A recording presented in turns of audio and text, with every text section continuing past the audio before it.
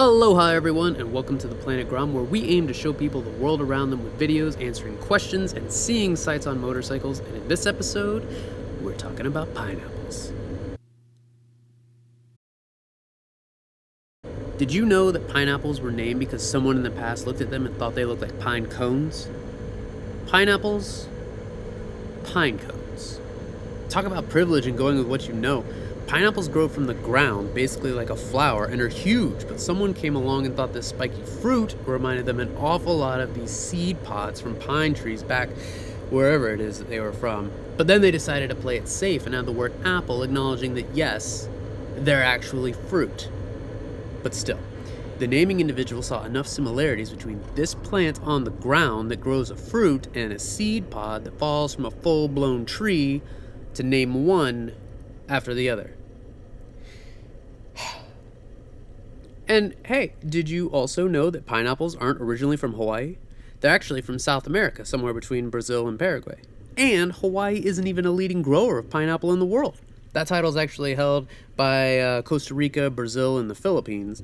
And the Dole pineapple here on Oahu, which maybe you're imagining right now, only accounts for 0.1% of the world's pineapple population. So why is it that Hawaii and the pineapple are so strongly linked? I mean, it's hard to imagine Hawaii without thinking about some staples, all right? Let's be honest here. You got beaches and surfing and ukulele, maybe some hula, and pineapples. Personally, I think it has a lot to do with the fact that pineapples are exotic looking. They've always been a treat when it comes to fruit, with people paying all sorts of money to sample its sweet, sweet insides. But that's only half of my theory, because if it stopped there, we could very well be talking about dragon fruit instead. See, pineapples are also used as welcoming gifts or symbols of hospitality, things that are pretty commonly associated with Hawaii thanks to the bustling tourism scene. You put those together and you get an echo back from the days when the world was a little bit bigger, cultures a little bit more separate, and people indulged in sharing their differences. That said, there are still places in Hawaii that grow pineapple. Maui Pineapple Company grow pineapples on Maui, and people sometimes grow pineapple in their gardens at home. But what about that 0.1% of the world's pineapple production still being grown by Dole here on Oahu?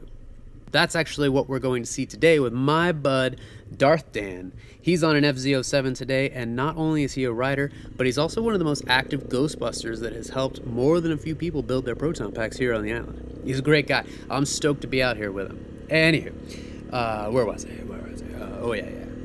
The Dole plantation is situated around the middle of the island and offers some of the best riding on Oahu.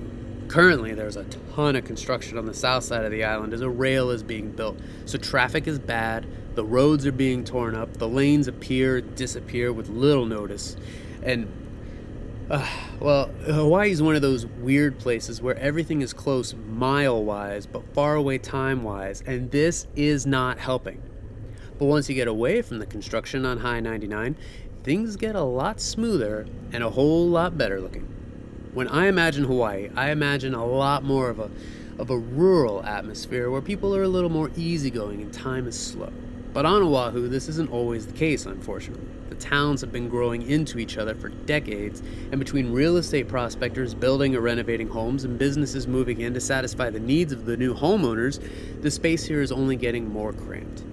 If you come visit Hawaii, I recommend staying for a couple of days and seeing some of the things that Oahu has to offer, because there's a lot, but then take a few days and visit another island where the Hawaiian lifestyle is a little bit more Hawaiian.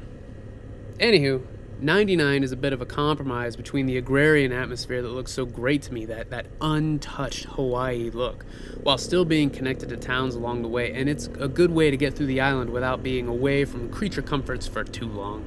In short, it's an easy route to take, but be warned, there are definitely stoplights. But what about Dole?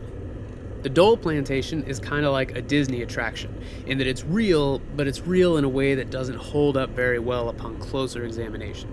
Yes, they grow pineapple, and it seems like a lot of pineapple, but it isn't nearly what it used to produce, and you can tell that most of their money here comes from tourists. It's less a functioning producer of pineapple as it is a novelty to visit so you can brag to relatives back home. That said, Disney's fun to visit, and so is Dole. For one thing, they have the largest garden maze in the world, as of 2008 anyway, and it's pretty epic. Imagine the maze from The Shining and stretch it out to over 3 acres with about 2.5 miles of paths to take. That's pretty impressive. And there's also souvenir shops and stands where you can get some pretty unique gifts for yourself or your family, like authentic bonefish hook necklaces, which have a cool story attached to them as well. You could also visit the botanical garden and take a train tour of the plantation, and they could tell you all sorts of cool stories, like how it takes something like 2 years to grow a pineapple. That's no joke, by the way. 2 years. But if you visit Dole, there's one thing you have to get, and it's the Dole whip. I had a friend visit, and he went to the Dole plantation. He walked the maze, visited the souvenir stands, and went in to eat, and he picked a chocolate-covered banana, presumably because of his love for the TV show Arrested Development, instead of the Dole whip, and that was his mistake. The Dole whip is basically pineapple soft-serve ice cream, but come on, doesn't that sound delicious on its own? I mean, not to mention that they also put pineapple in it as well. The Dole Whip is famous and practically required as a food destination for visitors. They give out huge portions though, so come prepared. You can also pick up some food, which I don't know. I presume it's good. I don't know. Honestly, I'm too full from the ice cream to want anything else. But why is Dole so famous, particularly in Hawaii and particularly with pineapple? Well, it's a good question, but before I answer it, I have a question for you. Have you ever tried to core and peel a whole pineapple? And if you have, you'll know it's a thing. I mean, it's worth it. If you take the rings, put them in a Ziploc bag with a little butter, honey, some hot sauce, shake it up, and then sear them on a hot grill, they get super good, super fast. But that doesn't change the fact that it's still a lot of work. And it was work for Dole and his workers as well, at least until 1913 when he invested in a machine that could peel and core 35 pineapples in a minute. 35! In a minute! Here's something. If you haven't tried peeling and coring a pineapple, go buy one and time yourself. Be careful, try your best not to cut yourself, but give it your best shot. It took me about 10 minutes, and I'm pretty sure that I did it all wrong. The idea of going through 35 in a minute is mind-boggling, but only truly appreciated after you try to do just one and see what I'm talking about. But Dole wasn't done. His family invested heavily in his pineapple business, and he bought a whole island and dedicated it to pineapple. At its peak, the 2 islands were producing 75% of the world's pineapples. The whole world, from 2 islands. And yeah, that was something like 20,000 acres of pineapples, but the world's a pretty big place for a couple of islands to produce 75% of its pineapples. And he got loaded from it because pineapple has always been relatively expensive, and he was filling his staff roster with underpaid immigrants, which, I mean, that's pretty bad. It always sucks to hear that someone made a fortune on the backs of people who weren't paid much. That said, if he didn't get so rich and spread his fruit out on a global scale by using the technology that he was an initial investor in, pineapple might be even more rare and expensive today.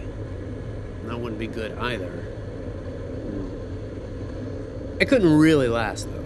More companies use the same machine and move their productions of pineapple away from the Hawaiian Islands with their beautiful but limited growing space to places with way more ground to cover with the beautiful fruit.